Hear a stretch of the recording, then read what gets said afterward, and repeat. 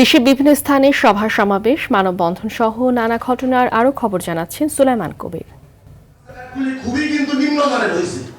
ত্রয়োদশ জাতীয় সংসদ নির্বাচন উপলক্ষে সাভারে গণভোটের প্রচার ও ভোটার উদ্বুদ্ধকরণে সচেতনতামূলক সভা অনুষ্ঠিত হয়েছে। পৌরসভা অডিটোরিয়ামে এ সভার আয়োজন করে উপজেলা প্রশাসন। জনগণের সম্মতি জ্ঞাপন করছেন কিনা, অর্থাৎ হ্যাঁ অথবা না।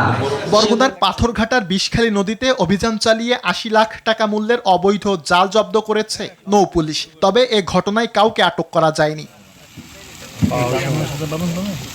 ঝালকাঠির রাজাপুরে জমি নিয়ে বিরোধের জেরে এক কৃষকের ২ শতাধিক গাছ কেটে দেওয়ার অভিযোগ উঠেছে প্রতিপক্ষের বিরুদ্ধে। এ ঘটনায় থানায় লিখিত অভিযোগ দিয়েছেন ভুক্তভোগী কৃষক ফারুক খলিফা।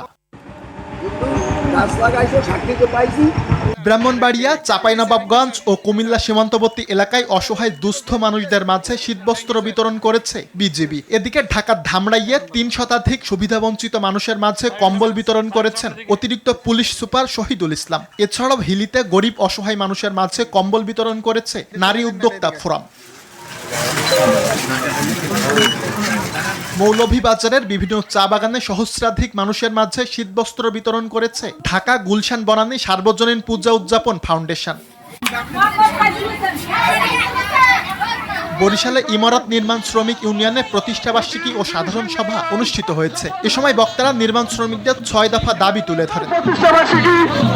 সুলাইমান কবির, RTV।